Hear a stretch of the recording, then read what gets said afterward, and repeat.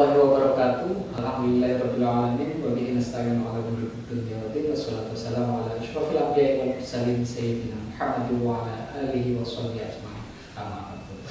Alhamdulillah, kita bertemu lagi di acara Kurma Ramadan, kuliah Ramadan dengan Fakultas Usuluddin Adab dan Humaniora YN Salatiga. Saya Ahmad Faidi, dan kali ini kami sowan terhadap salah satu narasumber kami, yaitu Kiai Haji Muhammad Hanif M. Bum, pengasuh Pondok Pesantren Edi Mancoro dan sekaligus Ketua Gerakan Pemuda Ansor Kabupaten Semarang. Gimana kabarnya, Gus? Alhamdulillah. Alhamdulillah. Masih sehat ya? Alhamdulillah. Alhamdulillah. Oke, bersama beliau nanti kita akan khusus ngobrol-ngobrol santai tentang hubul waton minal iman, tentang cinta tanah air, dan mungkin bagaimana merealisasikannya dalam bulan Ramadan. Cinta tanah air direalisasikan dalam bulan Ramadan. Ini semacam apa? Mungkin nanti kita akan ngobrol banyak dengan beliau. Saya langsung saja ya Gus. Pertanyaan pertama, terutama pandangan cinta tanah air dalam agama itu semacam apa, Gus? Misalnya termasuk hubul waton minal iman gitu, Gus. Ya, dalam perspektif agama Islam tentunya, sebagaimana yang digelorakan oleh Hadratus Syekh Haji Asy'ari tentang hubul waton minal iman, mencintai tanah air itu sebagian dari iman. Tentu ini adalah sebuah makalah sebagai penyemangat bagi kita sebagai anak bangsa untuk mencintai serta menjaga tanah air yang kita cintai. Tentu mencintai tanah air itu tidak seperti bagaimana cinta kita kepada seorang kekasih gitu ya.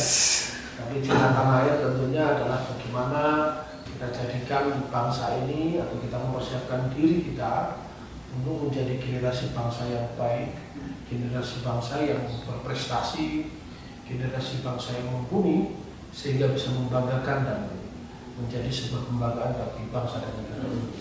Wujudnya ya kita bisa saja mewujudkan dengan kita belajar dengan baik. Belajar dengan baik. Itu termasuk salah satu menjaga tradisi dan budaya peninggalan para salafus saleh di Nusantara ini, karena tradisi itu menjadi kunci dan budaya adalah menjadi khasanah kekayaan bangsa yang tentu berbeda dengan negara-negara yang lain atau bangsa yang lain.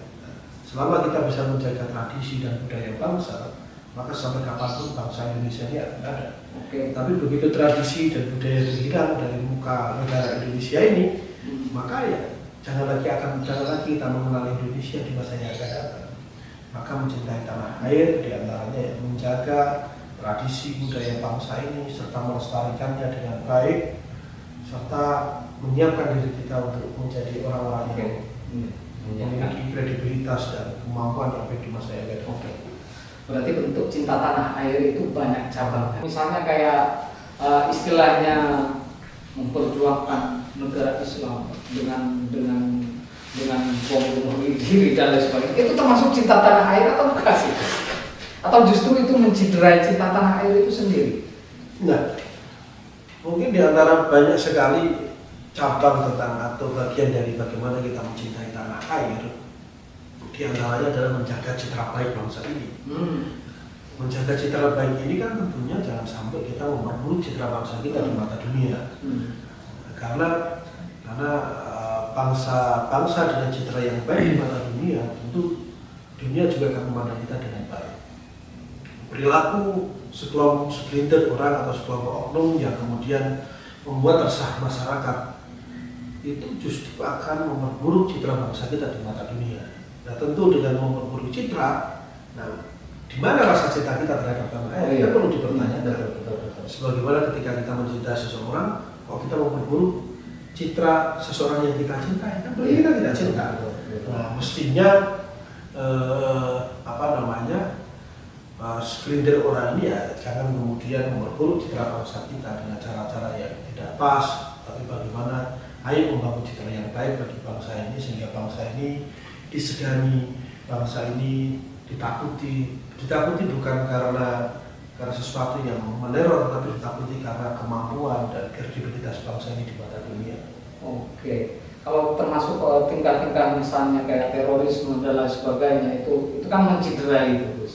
Menciderai citra bangsa kita itu berarti itu bukan cinta tanah air, malah mungkin cinta nafsunya sendiri atau cinta dengan pikirannya sendiri atau golongannya sendiri misalnya gitu. Ya, kita juga tidak tahu apa yang dipikirkan oleh mereka, tetapi yang pasti adalah mereka mengancam keselamatan orang lain. Iya, betul. Mengancam keselamatan orang lain dan sekaligus mengancam keselamatan dirinya sendiri. Nyatanya mereka melakukan bom itu juga dengan membunuh dirinya sendiri. Berarti ini kan bagian dari juga mereka mengancam dirinya sendiri. Dan seakan-akan putus asa bahwa dan putus asa itu tidak disukai oleh Allah Subhanahu wa taala. Wala tayasu min rahmatillah, jangan pernah berputus asa dari ketentuan dan juga apa yang telah ditetapkan oleh Allah Subhanahu wa taala.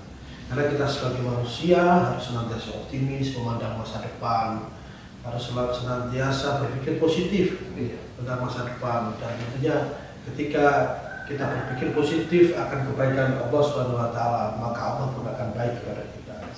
Berarti positive thinking terhadap Allah SWT. Berarti positive thinking terhadap Allah SWT itu termasuk positive thinking terhadap apa yang ada di sekitar kita, termasuk keberagaman Indonesia. Mungkin itu pesan dari beliau itu cukup luas sekali, cukup mendalam sekali. Positive thinking terhadap Allah itu adalah positive thinking dan selalu tersenyum terhadap berbagai macam perbedaan. Oke Gus, gini, mungkin ini karena kita suasana adalah bulan puasa, kita suasananya adalah bulan Ramadan. Bagaimana sih cara kita itu merealisasikan cinta tanah air dalam bulan Ramadan semacam ini? Apalagi sekaligus misalnya konteksnya pandemi sekarang misalnya.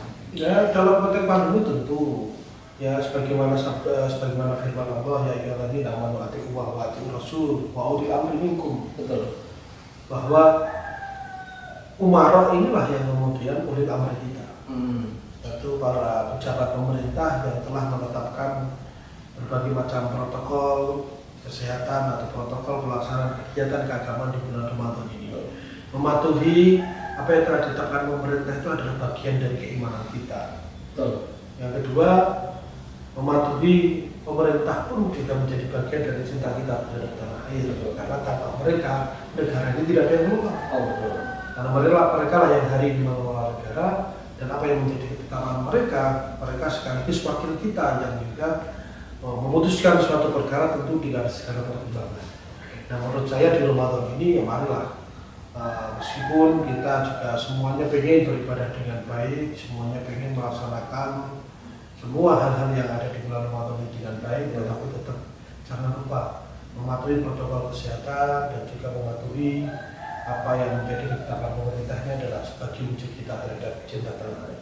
Oke, berarti poinnya patuh terhadap protokol kesehatan, patuh terhadap peraturan pemerintah itu adalah bagian dari keimanan. Oke, super sekali pesan dari yang disampaikan oleh beliau itu bahwa realisasi keimanan itu adalah untuk konteks kali ini, konteks pandemi, kita harus patuh terhadap ulil amri dan lain sebagainya.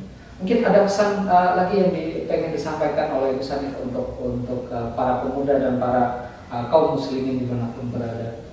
Ya, untuk semuanya sahabat-sahabat Fuadah dimanapun Anda berada, bahwa belajarlah dari yang pasti-pasti, jangan mencoba-coba sesuatu yang tidak jelas asal-usulnya. Karena hari ini banyak sekali berseliweran di mana-mana tentang belajar agama atau menjadi seorang muslim dengan cara-cara yang instan, ini harus kita hindari. Tapi belajarlah kepada guru, belajarlah kepada orang yang terpercaya, dan juga kalau dalam istilah agamanya itu ya, tersambung sangat keilmuan ya, atau kalau bahasanya itu bahasa yang lain disebutkan dengan ya dobit ya.